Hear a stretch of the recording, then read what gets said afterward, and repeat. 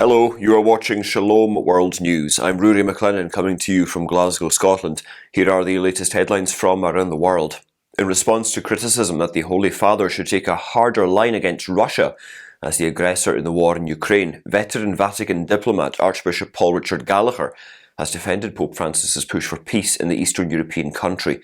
While speaking in Rome at a presentation at the recently released Ukrainian Lessons, published by the geopolitical magazine Limes, the Vatican Secretary for Relations with States acknowledged that many Ukrainians have been disappointed at the Holy Father's statements on Ukraine. The Archbishop stated that the Holy Father is only motivated by a desire to facilitate communication and peace, guided by the idea that the Church must not employ the language of politics, but the language of Jesus. He said the Pope has described war as a negation of God's dream, condemning the sacrifice of human lives, the suffering of the population, and the indiscriminate destruction of civilian structures. The inclusion of abortion into the European Union's Charter of Fundamental Rights was denounced by European bishops on Tuesday in a statement. According to the Commission of the Bishops' Conferences of the European Union, the act would be an ethical indefensibility against human rights. The prelates noted that respect for the dignity of every human being in every stage of their lives is a fundamental principle in a democratic society. The bishops also pointed out that there is no recognised right to abortion in European or international law. The British Home Secretary has warned that the risk of terrorism is rising.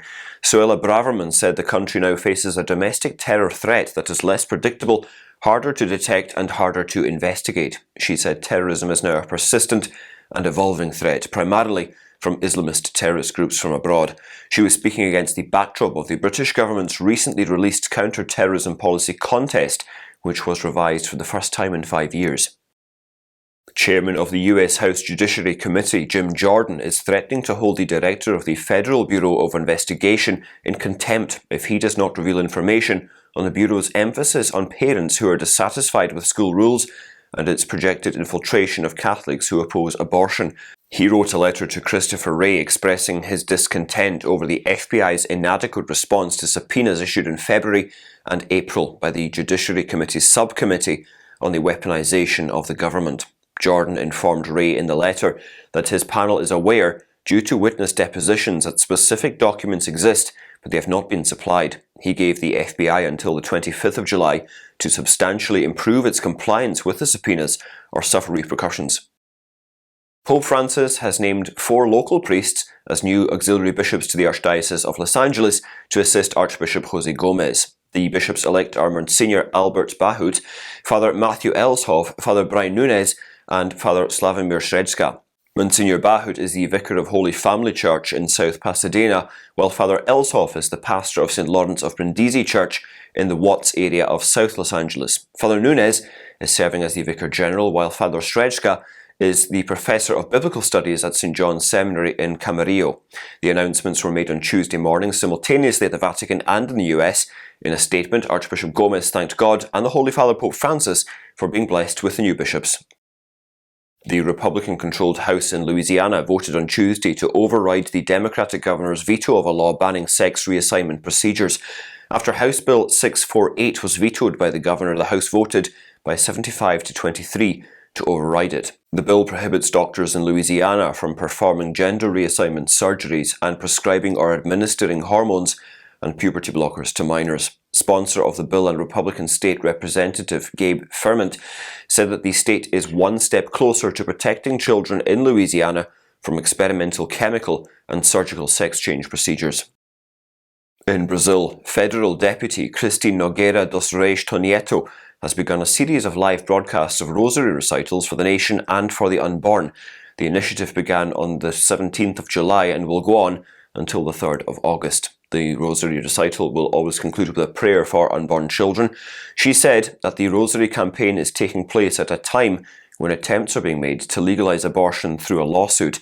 The argument for breach of fundamental precept 442, filed by the Socialism and Freedom Party at the Federal Supreme Court, wants abortion up to 12 weeks of pregnancy to be decriminalised. A local council member in the United Kingdom is resorting to legal action after the Conservative Party suspended him over a social media post in which he said pride is not a virtue but a sin. 31-year-old King Lawal has been a member for 2 years at North Northampton Unitary Council in England. In a tweet, he exhorted people to renounce pride and turn to Jesus Christ. Lawal was also dismissed from the Groundwork Northampton charity for children, where he was a trustee, and from the Academy Council of Weavers Academy School. Lawal was told his views conflict with the core values of both institutions. Supporting Lawal, the Christian Legal Centre is arguing that all these actions violate his right to freedom of speech and religion.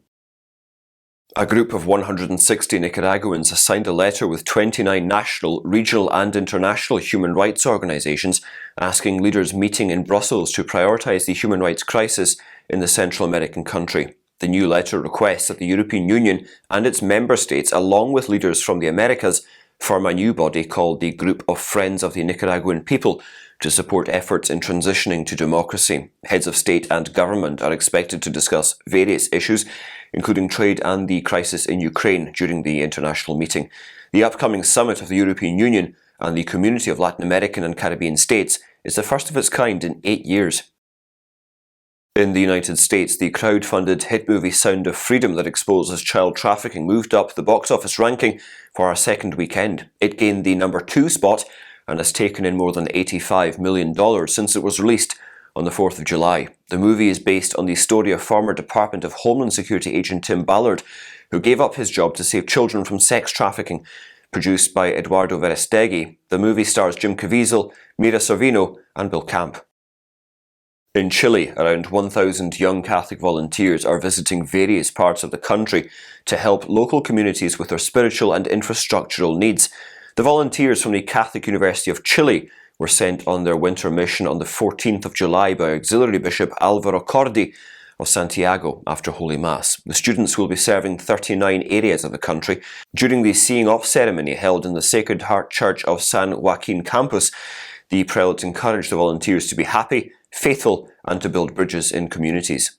Trabajo País volunteers will construct chapels, parish halls and a plaza where people of local communities can interact with each other. On the other hand, Misión de Vida volunteers will seek to foster interpersonal ties based on the Christian faith while camping with families they have previously worked with. In the conflict-hit Indian state of Manipur, 15 organisations representing different ethnic groups have sent a memorandum to the United Nations about rights violations and the humanitarian crisis going on since the 3rd of May. That's due to ethnic tensions between the mostly Christian Kuki tribals and the Hindu-dominant Meitei community. The groups said in a letter to the United Nations that more than 100 lives have been lost and 70,000 people have been displaced in the northeastern state. They also allege that the crackdown of the government on poppy plantations and drug cartels has unearthed links between the political class and the drug economy.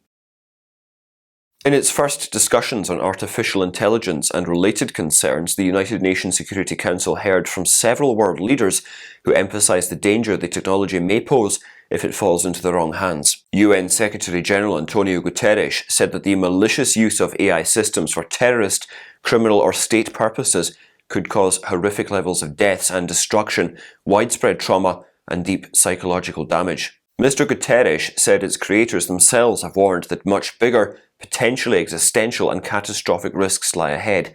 He also stressed the importance of taking action to address these risks, as it is our responsibility to both present and future generations. And those are your latest headlines. Do join us again tomorrow for more, and do remember you can always visit swnews.org for more updates. Shalom.